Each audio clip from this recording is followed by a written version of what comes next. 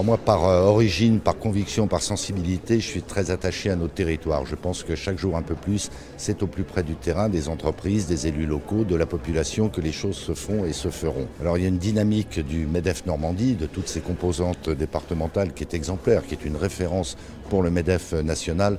Donc je viens ici avec beaucoup de plaisir, puis rencontrer 1200 chefs d'entreprise au même moment, au même endroit, pour moi c'est très enrichissant pour me nourrir en définitive de leurs attentes, de leurs doléances, de leurs critiques, le cas échéant, et puis de mon côté leur dire où nous en sommes au niveau national, au niveau européen, au niveau international.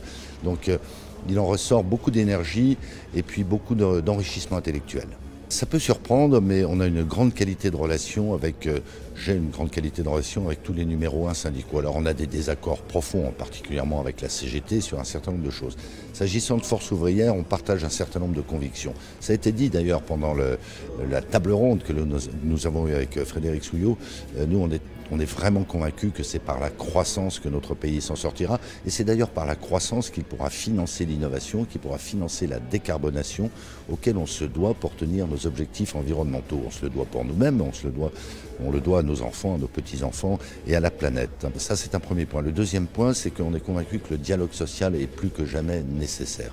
Alors un dialogue social exigeant, sans naïveté, sans complaisance, mais dans le panorama assez fracturé que traverse notre pays et qui se traduit par une forme de violence, les partenaires sociaux qui ont démontré ces dernières années en particulier leur sens des responsabilités ont plus que jamais un rôle majeur pour le bon fonctionnement de l'économie, mais je serais tenté de dire pour le bon fonctionnement du pays. Il faut respecter les partenaires sociaux, il faut que le dialogue social demeure très riche. On n'a pas d'autre choix que de faire autrement. On a des évolutions fondamentales, j'ai évoqué l'environnement bien sûr, qui est le principal défi auquel on est confronté, mais il y a également des enjeux liés à la démographie, un vieillissement de la population qui va créer beaucoup de contraintes, mais également beaucoup d'opportunités.